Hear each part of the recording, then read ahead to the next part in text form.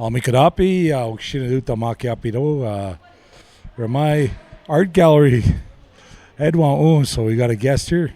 And introduce yourself and however you want to do it.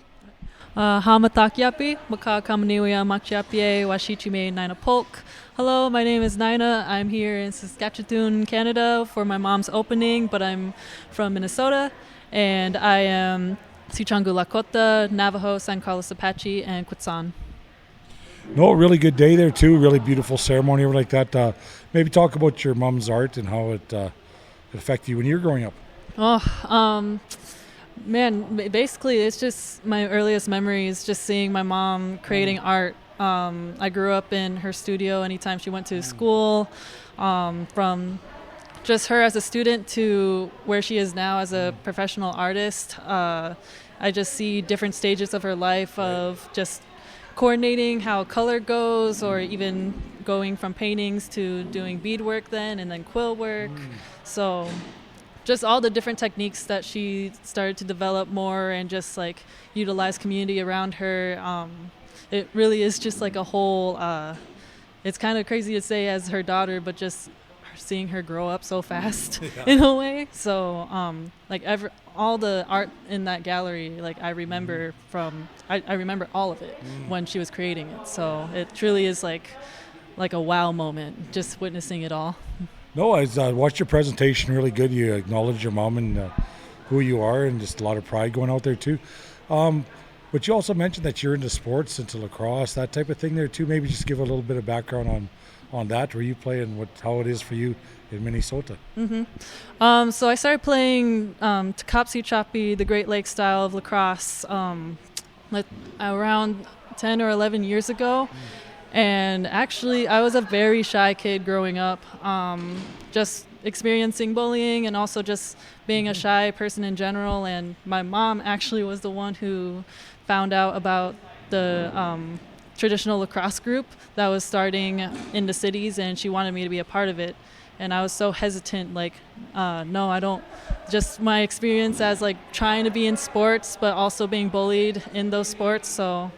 But she convinced me, and I went, and that's where my life turned around, and that's where I just fell in love with the sport. And so it really carried me around through all these years, and really I have not only just my mom's art career, just that drive in me, but also just having lacrosse carry me through life in many different ways. So, yeah. No, so up here we got Indigenous kids playing lacrosse, doing that type of thing. But how is it down there? Do you guys have tournaments? Do you guys go to school, or what's it like for the lacrosse down there? So when it first started, it was really just different coachings and different days where we all gathered for around an hour or two, just learning about how to use the sticks, but also learning the history. Not just the Great Lakes style, but also the Haudenosaunee styles, the Ho-Chunk ways, also the women's game, double ball. So of how we were taught by my coach, John Hunter, he really utilized not only just the physicality of it, but also the history and the lessons, and making sure we knew those values and that the teachings of how we even got that game to begin with, and how it was gifted to us by a creator. So from early years, I really utilized both those core foundations of the physicality, but also the history. And to this day, there's maybe not that many coaching segments, but there's tournaments going on, there's daily practices happening, and right now it's slowing down because of the winter and dome space and all that, but in the summers we always try to utilize that time in the nice weather to just go out and play for 2 hours, 3 hours, and also travel to different areas to meet other nations to play lacrosse and play the game we love. So yeah. No, really interesting history though, with beautiful stories there too you've been telling about.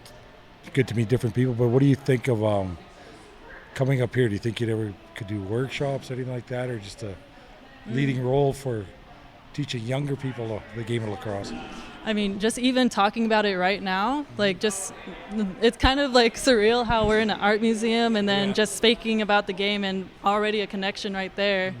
Like it's hard to say for me being like a coach or a leader maybe, because in a way I was just learning my ways as an Indigenous person, and also carrying those values and teaching everyone around me for just like not only just the history of it for people to learn, but also I genuinely enjoyed talking about it all the time.